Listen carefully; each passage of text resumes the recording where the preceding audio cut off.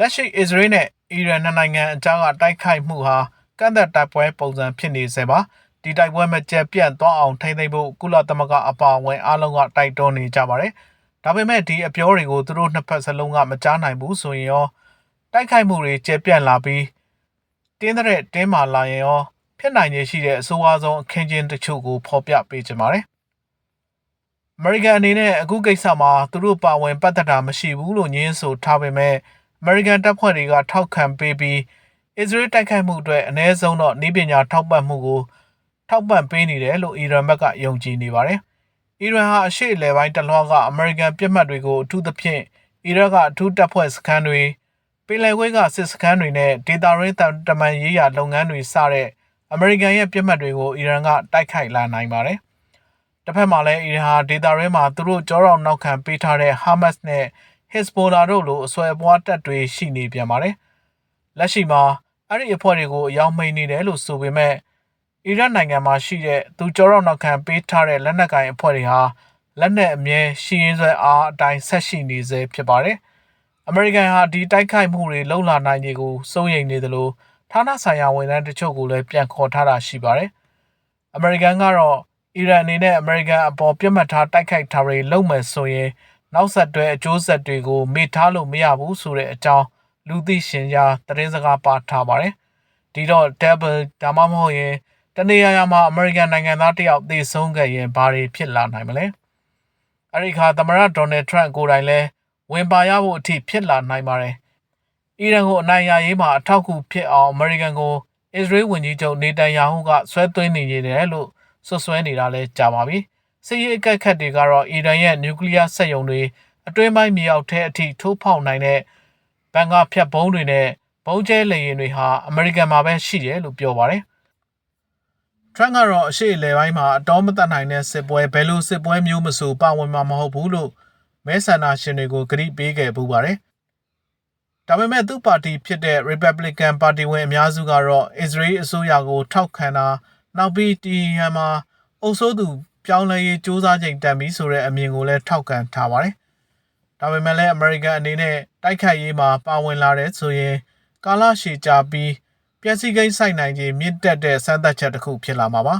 ။အီရန်အနေနဲ့အစ္စရေးရဲ့ကောင်းမွန်စွာကာကွယ်ပြင်ဆင်ထားတဲ့စစ်တပ်နဲ့တခြားပြစ်မှတ်တွေကိုပြတ်အောင်မလုပ်နိုင်ဘူးဆိုရင်အီရန်ဟာသူ့ရဲ့ဒုံးကျည်တွေကိုပင်လယ်ကွေ့ထဲမှာဟာဝက်ရှိတဲ့နေရာတွေကိုခြေဦးလှည့်လာနိုင်ပါတယ်။အထူးသဖြင့်ရန်သူလို့သတ်မှတ်ထားတဲ့နိုင်ငံတွေကိုကူညီပံ့ပိုးနေတယ်လို့အီရန်ကယူဆတဲ့ပင်လယ်ကွေ့ထဲကနိုင်ငံတွေစီကိုဖြစ်မှာပါ။ဒေသတွင်းမှာလည်းပြစ်မှတ်ထားနိုင်စရာစွမ်းအင်နဲ့အခြေခံအဆောက်အဦတွေကအများပြားရှိနေခဲ့ပါတယ်။2019ခုနှစ်မှာ Saudi Arabia ရေနံတွင်းကိုတိုက်ခိုက်မှုနဲ့အီရန်ရဲ့အဆွဲပွားဟူသီတပုံက2022ခုနှစ်မှာ UAE နိုင်ငံတွေကပြစ်မှတ်တွေကိုတိုက်ခိုက်တာတွေနဲ့နောက်ကွယ်မှာအီရန်ရှိနေတယ်လို့ဆွဆွဲထားပါတယ်။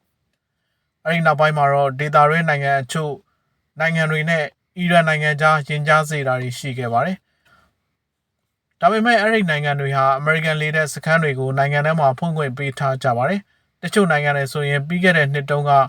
အီရန်ရဲ့အစ္စရေးတိုက်ခိုက်မှုမှာအစ္စရေးဘက်ကနောက်ကွယ်ကနေကူညီခဲ့ကြတာတောင်ရှိပါတယ်။ပင်လယ်ဝှေ့နိုင်ငံတွေကိုတိုက်ခိုက်ခံရရင်အမေရိကန်ရဲ့စစ်ရေးရင်တွေကအစ္စရေးလိုပဲကိုကာကွယ်ဖို့အကြောင်းဖန်လာနိုင်ခြေရှိပါတယ်။အစ္စရေးရဲ့တိုက်ခိုက်မှုတွေမအောင်မြင်ဘူးဆိုရင်ရောအီရန်ရဲ့နျူကလ িয়ার စက်ရုံတွေဟာမြေအောက်နက်နက်မှာရှိပြီးကာကွယ်မှုကောင်းကောင်းလုပ်ထားတယ်ဆိုရင်ယူရေနီယံ60%ကျွယ်ဝစွာပါဝင်တဲ့400 ဂရမ်ပမာဏနျူကလ িয়ার လောင်စာဖြစ်ပြီးလက်နက်ထုတ်လို့ရတဲ့အဆင့်ရောက်ဖို့အဆင့်အနှဲငယ်ပဲလိုတော့တဲ့အ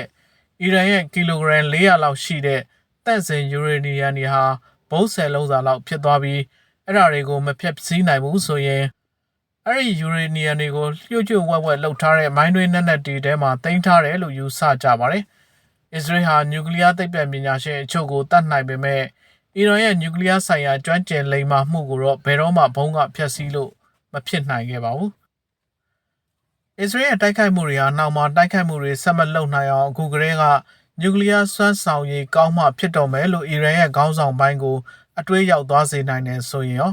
ာအီရန်မှာစပွဲဝိုင်းနဲ့ဝင်လာထိုင်တဲ့စစ်ဘက်ကောင်းဆောင်အသစ်တွေကပို့ပြီးကောင်းပါပြီးသူတို့ရှိကလူတွေလောက်တွေးချင်းမလုပ်ဘူးဆိုရင်ရော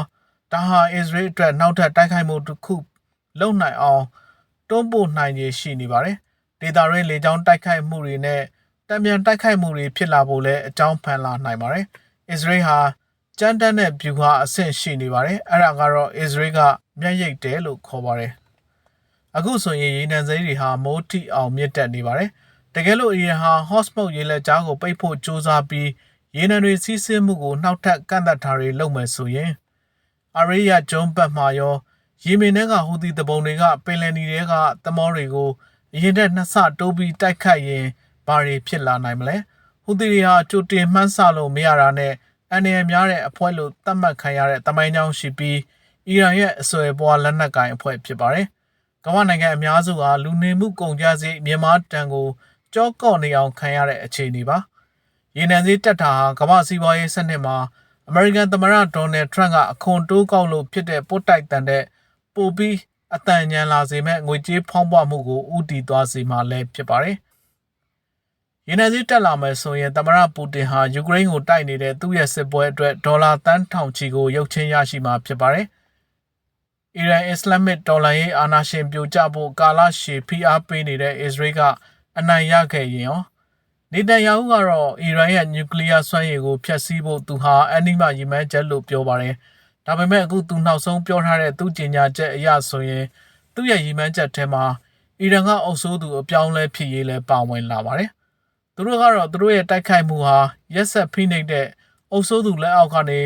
လွတ်လပ်မှုဆောင်ကျင်းရေးအတွက်အီရန်နိုင်ငံသားတွေအတွက်လမ်းရှင်းပေးတာလို့ဆိုပါတယ်။အီရန်အစိုးရကိုဖြုတ်ချနိုင်ရင်တော့ဒေတာတွင်းအချို့ကိုဆွဲဆောင်နိုင်တာမျိုးဖြစ်နိုင်ပါလိမ့်မယ်။အထူးသဖြင့်အစ္စရေးနိုင်ငံသားအချို့အတွက်ဖြစ်ပါတယ်။ဒါပေမဲ့လည်းအာနာလေဟာနယ်ကိုဘာနဲ့ဖြေနိုင်မလဲ။ကြိုတင်မမြင်နိုင်တဲ့အကျိုးဆက်တွေကရှိလာလိမ့်မလား။အီရန်အတွင်း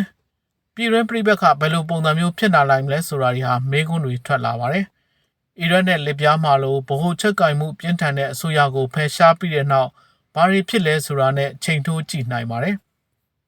။လာမယ့်ရက်တွေထဲမှာပြည်ပခတွေဘယ်လိုမျိုးတိုးပွားလာမလဲဆိုတာများစွာမူတည်နေပါတယ်။အီရန်ကဘယ်လိုလက်တုံ့ပြန်မလဲ။အစ္စရေးကိုအမေရိကန်ကဘယ်လိုထိန်းချောင်းမလဲဆိုတာတွေဟာနောက်ဆက်တွဲမေးခွန်းတွေဖြစ်ပါတယ်။ဒီတော့ဖြစ်လာနိုင်ခြေရှိတဲ့အဖြေပေါ်မှာမေးခွန်းတွေကထွက်လာမဲ့အဖြေပေါ်အများကြီးမူတည်နေကြောင်းပါခင်ဗျာ။